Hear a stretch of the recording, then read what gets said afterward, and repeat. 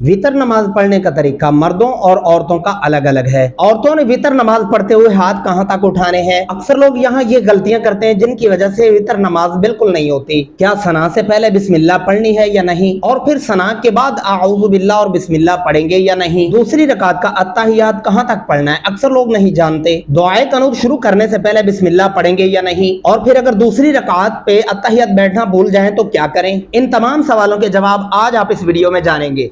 अस्सलामुअलैकुम मुअज़्ज़ज़ अहबाब, कैसे हैं? उम्मीद करता हूं आप खैरियत से होंगे। आज की इस वीडियो के अंदर आप सीखेंगे वितर नमाज का तरीकाकार। मर्द और औरतों के पढ़ने का तरीका अलग अलग है और अक्सर लोग इन सवालों को ज़हन में रखकर बहुत कंफ्यूजन का शिकार होते हैं। तो आज की इस वीडियो में आपके तमाम सवालों के जवाब मौजूद होंगे। तो चलिए वीडियो को शुरू करते हैं, लेकिन उससे पहले अगर आप इस चैनल पर नए हैं तो काइंडली चैनल को सब्सक्राइब करके घंटी को ऑल पे प्रेस कर लें ताकि इसी तरह की मज़ीद वीडियोस आपको मिलती रहें और आप सीखने से मुस्तफीद होते रहें। बिस्मिल्लाहिर्रहमानिर्रहीम। सबसे पहले आपने वितर की नियत करनी है। नियत कैसे करनी है? मैं नियत करता हूँ इस नमाज की, नमाज पढ़ने वास्ते खुदा के 3 रकात नमाज वितर वाजिब सरात के, मुँह मेरा काबा शरीफ की तरफ, वक्त नमाज इशा, बंदगी खुदा की, अल्लाहु अकबर। जब आप ये नियत कर लेंगे तो उसके बाद मर्द जो है वो हाथ कानों तक उठाएंगे, अल्लाहु अकबर, और हाथ बांध लेंगे। लेकिन यहाँ मैं एक और बात भी आपको बताता चलूँ जो बिल्कुल ज़रूरी और अहम है कि औरतें जब तकबीर कहेंगी, तकबीर कहने के लिए उनको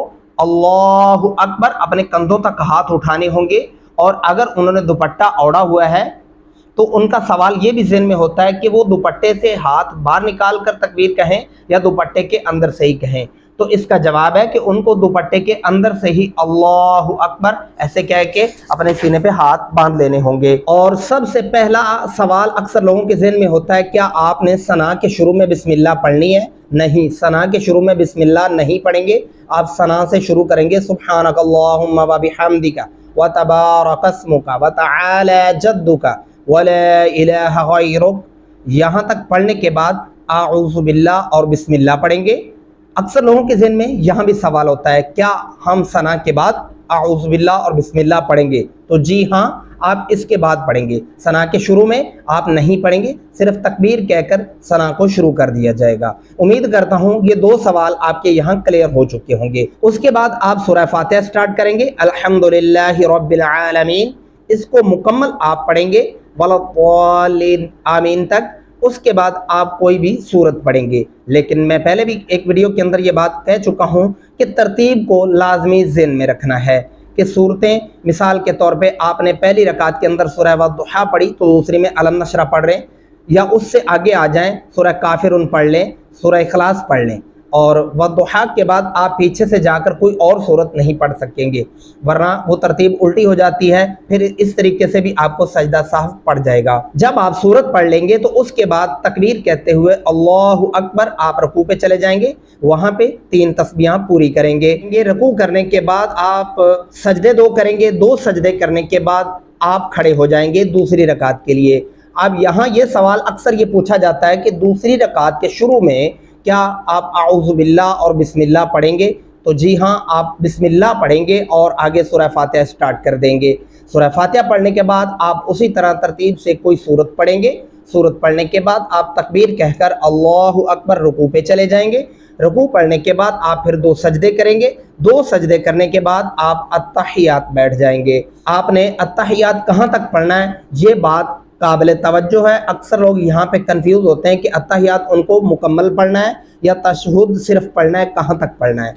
तो आपने अत्तहियातु लिल्लाहि वस्सलावातु वत्तय्यिबातु अस्सलामु अलैका अय्युहन नबिय्यु व रहमतुल्लाहि व बरकातुहु अस्सलामु अलैना व अला इबादिल्लाहिस सालिहीन अशहदु अल्ला इलाहा इल्लल्लाहु व अशहदु अन्ना मुहम्मदन अब्दुहु व रसूलुहु। यहाँ तक आप तशहुद पढ़ेंगे और खड़े हो जाएंगे। ये भी बात ज़हन में रखनी है, अगर आप यहाँ से दरूद पाक के चंद अल्फाज भी पढ़ते हैं तो सजदा साहब आपको करना पड़ जाएगा। आप यहाँ पे स्टॉप करके खड़े हो जाएंगे।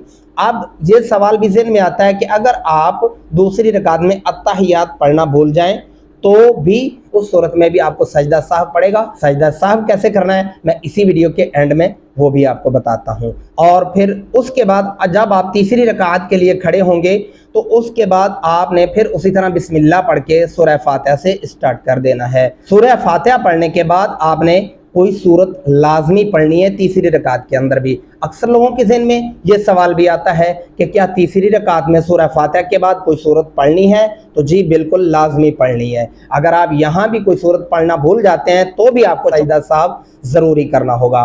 ये औरतों और मर्दों के लिए ये पढ़ने का तरीका यकसा है। सिर्फ़ और सिर्फ अलग तरीका क्या है, मर्दों को तकबीर कहते हुए अल्लाहु अकबर कानों तक हाथ उठाने होंगे और औरतों के लिए अल्लाहु अकबर अपने दुपट्टे के अंदर से ही इसी तरह हाथ खड़े करके कंधों तक और हाथ सीने पे बांध लेने हैं। उसके बाद जब आप तीसरी रकात के अंदर भी सूरह इखलास पढ़ लेंगे, सूरह इखलास के बाद आपने खड़े खड़े तकबीर कहनी है अल्लाहु अकबर और हाथ बांध लेने हैं, रुकू पे नहीं जाना।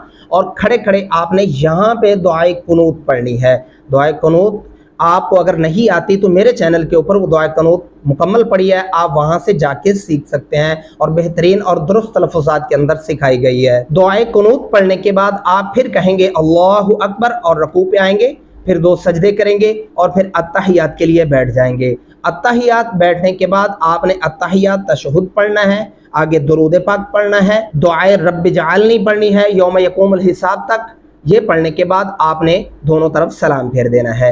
अब सवाल ये पैदा होता है कि अगर आप दुआए कुनूत भूल चुके थे, आप नहीं पढ़ सके, तो उस सूरत में आपको सजदा साहब करना है तीसरी रकात पे। जब आप तशहुद पढ़ेंगे अब्दुहु व रसूलु तक तो आप दाएं तरफ सलाम फेरेंगे अस्सलामु अलैकुम व रहमतुल्लाह।